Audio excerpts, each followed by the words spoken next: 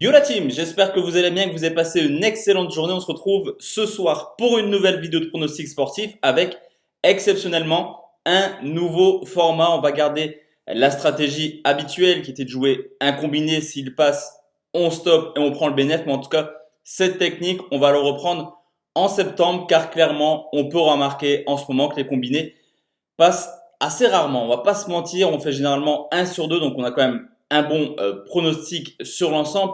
Mais également, c'est les matchs, en gros, qui ne se jouent pas à des heures différentes, entre guillemets. En tout cas, c'est très compliqué d'utiliser cette technique. Elle va revenir en septembre, quand tous les championnats vont reprendre. Pour l'instant, on va repartir sur un schéma un peu plus classique. Je vais partir, comme tous les samedis, sur 6 pronostics, mais 6 pronostics simples à vous, selon l'analyse, mais également surtout votre ressenti, d'aller choper une ou deux cotes qui vous intéressent. En tout cas, n'hésitez pas également à mettre en commentaire les pronostics que vous allez jouer sur ce samedi. Le bilan d'hier, il est moyen, voire nul. Premier combiné, plus d'1,5 but entre la Real Sociedad, ça passe. Score final, 2 buts à 1. Malheureusement, pas le troisième but entre l'Atalanta Bergame et Naples, malgré pas mal d'actions. Le pronostic simple que je vous ai proposé, c'était Liverpool ou nul à Manchester City. On est complètement passé à côté du match, comme l'équipe de Liverpool. Large victoire de City, 4-0. Assez déçu, je pensais clairement que Liverpool allait tout faire pour honorer son titre. Ça ne gâche pas la saison de Liverpool, mais ce 4-0, clairement, il fait tâche dans un petit peu la saison des Reds qui reste somme toute assez fantastique. Pour demain, je vous l'ai dit, 6 pronostics, la team, 6 pronostics simples. On commence en Angleterre où Leicester reçoit Crystal Palace, le troisième qui reçoit le 12e. Mine de rien, Leicester fait une saison extrêmement sympathique à domicile. 31 points pris en 16 matchs, quatrième attaque avec 30 buts marqués. Au contraire de Crystal Palace, qui certes n'est pas ridicule à l'extérieur, mais c'est pas non plus la folie. 5 victoires, 5 nuls pour déjà 6 défaites. Une équipe qui marque très peu malgré des bons attaquants. 13e attaque, 16 buts marqués et qui défend plutôt bien à l'extérieur. 9e défense avec 23 buts encaissés. On a rarement beaucoup de buts avec Crystal Palace. Au niveau de l'état de forme, du côté de Leicester, la reprise est extrêmement compliquée. 2 matchs nuls, 1 défaite en 3 matchs, ce qui permet à Chelsea et Manchester United de revenir et clairement de mettre un gros point d'interrogation sur une possible qualification de Leicester en Ligue des Champions.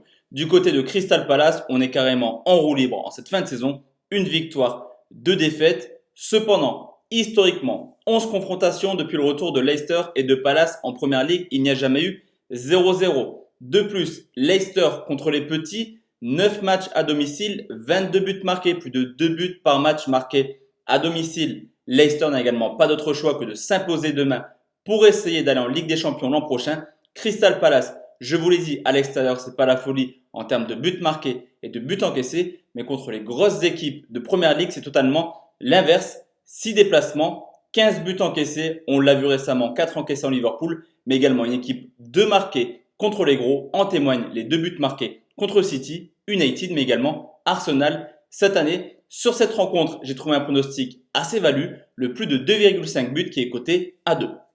Deuxième pronostic, on reste en Angleterre où Manchester United reçoit Bournemouth, le 5e qui reçoit le 19e. Je vous l'ai dit, United revient petit à petit sur Leicester, surtout qu'à domicile, on retrouve le grand Manchester United. Déjà 9 victoires en 16 matchs pour seulement 2 petites défaites. Troisième meilleure attaque avec tout de même 32 buts marqués.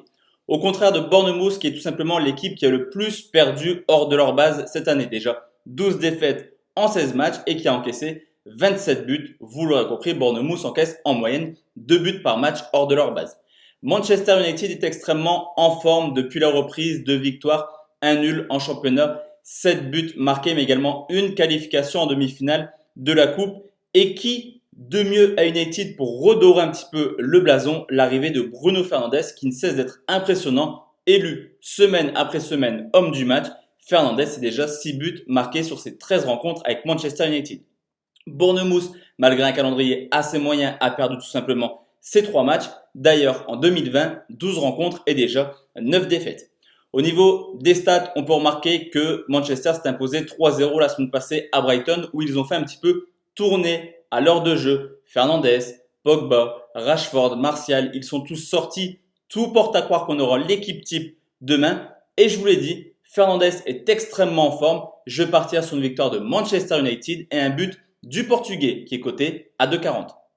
Troisième pronostic, on reste encore une fois en Angleterre où Wolverhampton reçoit Arsenal, un duel de possibles européens, le 6e qui reçoit le 8e à domicile. Wolverhampton, c'est tout de même 25 points pris en 16 matchs, mais le roi du match nul, déjà 7 matchs nuls, quatrième équipe qui perd le moins à domicile. Du côté des Gunners, là aussi on a une équipe qui fait des matchs nuls à tout va hors de leur base, déjà 8 nuls en 16 matchs et qui n'a pas la force offensive à l'extérieur qu'ils ont à domicile. C'est seulement la 10e attaque avec 17 buts marqués.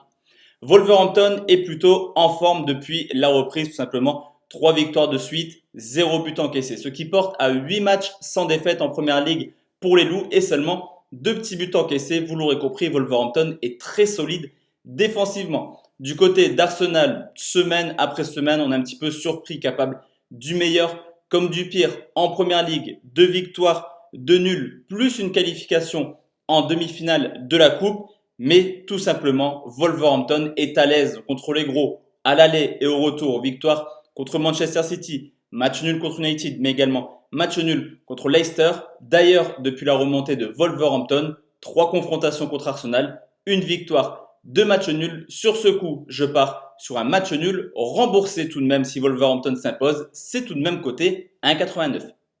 Quatrième pronostic, direction l'Italie, c'est la Lazio de Rome qui reçoit le Milan AC, le deuxième contre le 7e, une équipe de la Lazio qui peut encore croire au titre. Du côté de Milan, focus Europa League. À domicile, les Lazio sont tout simplement invaincus. 12 victoires, 3 nuls, deuxième attaque, deuxième défense. Tout se passe bien pour les Romains à domicile. Mais le Milan AC, c'est également une équipe qui est capable de faire des coups hors de leur base. 7 victoires, 2 nuls, 6 défaites. Cependant, c'est vrai que les 4 gros déplacements du Milan cette année sont soldés tout simplement par 4 défaites.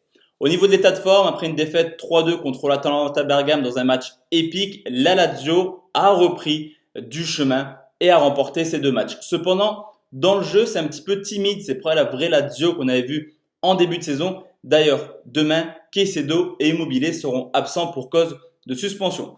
Du côté du Milan AC, là, plutôt, ça carbure clairement en ce moment. Après un nul en demi-finale contre la Juventus en coupe, s'ensuit 2 victoires, un match nul. D'ailleurs, en 2020, le Milan AC, c'est seulement 2 défaites. Une équipe qui revient petit à petit et qui pourra compter également sur le retour de Zlatan Ibrahimovic. Je vous l'ai dit, Caicedo, Immobile, absent, ça fait du mal pour la Lazio, surtout qu'historiquement, sur les 5 dernières confrontations, il n'y a clairement pas de tendance, des duels assez équilibrés. 2 victoires pour la Lazio, 2 nuls, 1 victoire pour le Milan AC. Je vais partir sur une mini surprise et vous proposer nul ou Milan coté à 1,63.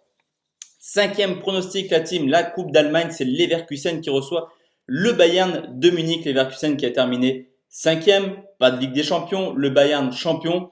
Forcément, c'est une finale importante. Leverkusen, oubliez cette non-qualification en Ligue des Champions. Pour le Bayern, objectif, faire le doublé Coupe Championnat. On le sait, en Allemagne, on a du but toutes les semaines. Tout d'abord, c'est 2 des équipes les plus prolifiques en Bundesliga. En moyenne, 3,1 buts pour les matchs de Leverkusen. En moyenne, 4 buts par match marqués ou encaissés pour le Bayern Munich qui a tout de même marqué 100 buts cette année en Bundesliga. On peut remarquer cette année 2 confrontations, une victoire pour le Bayern, une victoire pour Leverkusen et toujours avec beaucoup de buts. Victoire du Bayern 4-2, victoire de Leverkusen 2-1. D'ailleurs, historiquement, certes, Munich a un avantage sur Leverkusen, c'est une réalité. Les 7 derniers matchs ont vu le Bayern s'imposer 5 fois, mais c'est surtout le nombre de buts qui est important. 33 buts marqués sur ces 7 dernières rencontres, des matchs souvent prolifiques. D'ailleurs, les finales de Coupe d'Allemagne ne sont pas avares en termes de buts. Les 10 dernières finales ont vu 38 buts marqués. Lewandowski, Havertz, Voland, Müller, Coman, Gnabry. Il y a du talent offensif et je vais tout simplement partir sur un plus de 3,5 buts coté à 1,74 dans cette finale de Coupe d'Allemagne.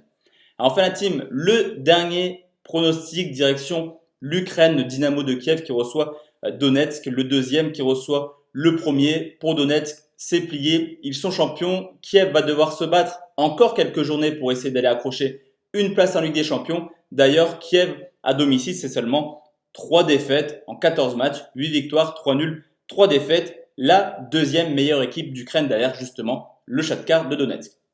À l'extérieur, si on peut trouver un défaut à la saison de Donetsk, c'est un petit peu son parcours hors de leur base. Certes, il y a 10 victoires en 13 matchs, c'est plutôt cohérent, mais offensivement, ils marquent seulement un tiers de leurs buts à l'extérieur cette année. Troisième attaque avec seulement, entre guillemets, 25 buts marqués. Le Dynamo de Kiev reste sur une défaite 3-2 contre un concurrent direct pour la Ligue des Champions. Une défaite qui met fin à une série assez positive de 4 victoires de suite, 3 en championnat plus une qualification en finale de la Coupe d'Ukraine, alors que du côté de Donetsk, tout s'était bien passé, mais il reste sur un match nul contre Zorya 0-0. Un match nul qui confirme un petit peu le fait que Donetsk est en fin de saison et va plutôt jouer tranquillement. À savoir que Donetsk joue également les huitièmes de finale de l'Europa League et qu'il faudra faire en sorte qu'il n'y ait pas de blessés pour la suite de la compétition. Historiquement, toutes compétitions confondues, les 5 dernières rencontres ont vu 2 victoires pour Kiev, 2 matchs nuls et une seule victoire pour Donetsk.